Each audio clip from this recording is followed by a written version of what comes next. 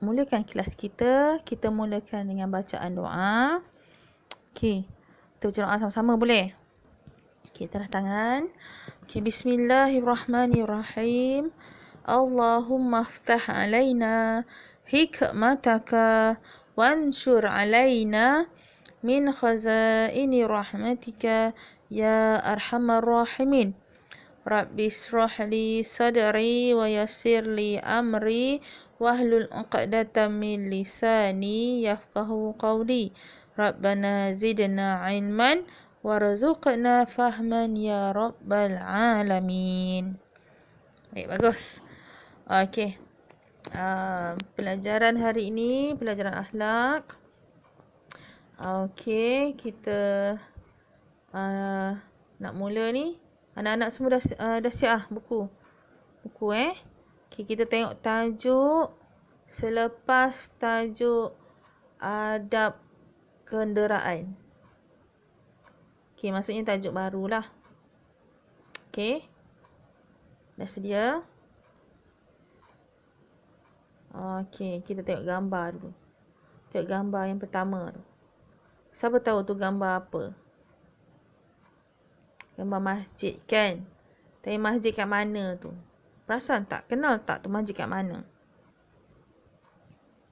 Masjid Ampuan Jemaah yang terletak di Bukit Jelutong.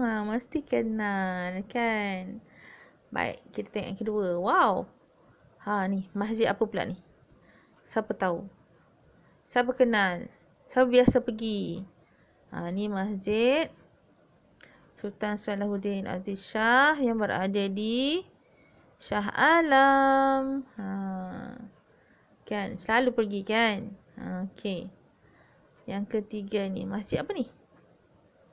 Oh, masjid wilayah. Masjid wilayah kat mana ya? Siapa tahu? Kuala Lumpur ke? Ya. Pandai. Okey. So, berkenaan dengan masjid-masjid tu semua tu, yang cantik-cantik tu, yang semua orang pernah pergi tu, yang biasa pergi tu, mesti ada tata cara ataupun adab-adab ketika kita masuk masjid, berada di masjid. Ada kan adab-adabnya kan? Semua tahu kan?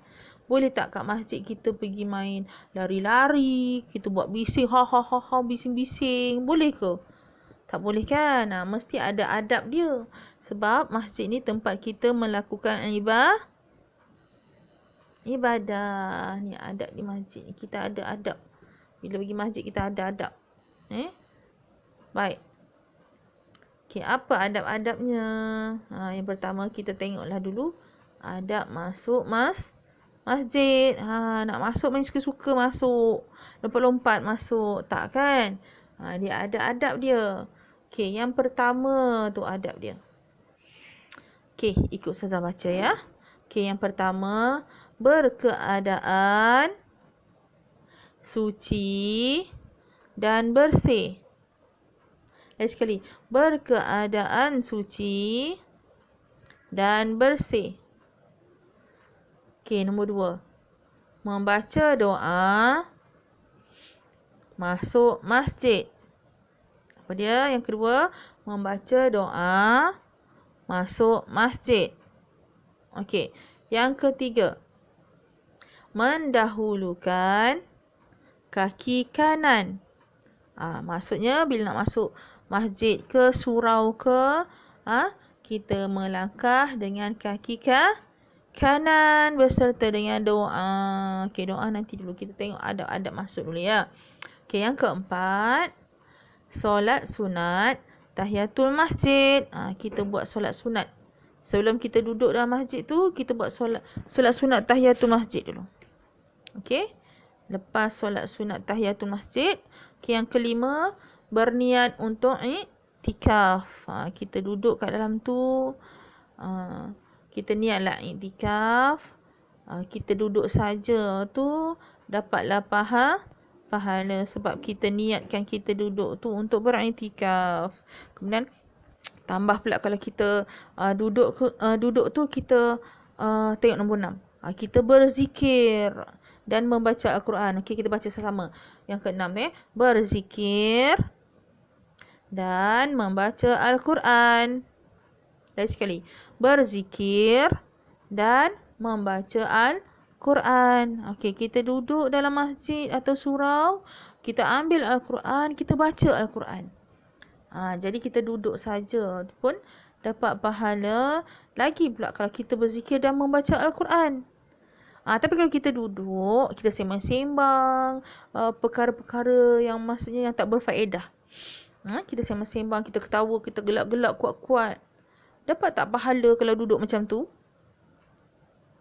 Kurang kan? Jadi kalau kita nak lebihkan pahala, kita membaca Al-Quran ataupun kita berzikir. Boleh macam tu?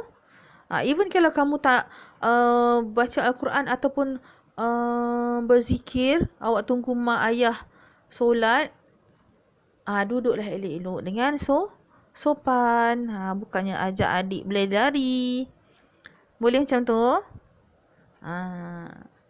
Okey, rajin solat, rajin baca Al-Quran. Ni duduk kat rumah ni, kena rajin buat semua tu. Okey? Jangan kita sia-siakan peluang yang kita ada bila duduk di rumah. Faham tu? Selain kita baca buku, buat homework, bacalah Al-Quran. Dapat pahala tak? Dapat. InsyaAllah dapat. Okey, yang ke-7. Tidak bergurau dan membuat bising. Baru tadi saya sebutkan. Okey, yang ke-7 tu. Tidak bergurau dan membuat bising. Lagi sekali. Tidak bergurau dan membuat bising. Maksudnya bukanlah kita berada di masjid, kita berada di surau tu, kita buat bising, kita bergurau-gurau dengan kawan-kawan kita dengan suara yang kuat-kuat sangat sampai mengganggu orang lain beribadah, tidak khusyuk. Orang lain akan, kenapa ni bising-bising kan? Jadi kita mengganggu orang lain tak? Mengganggu kan?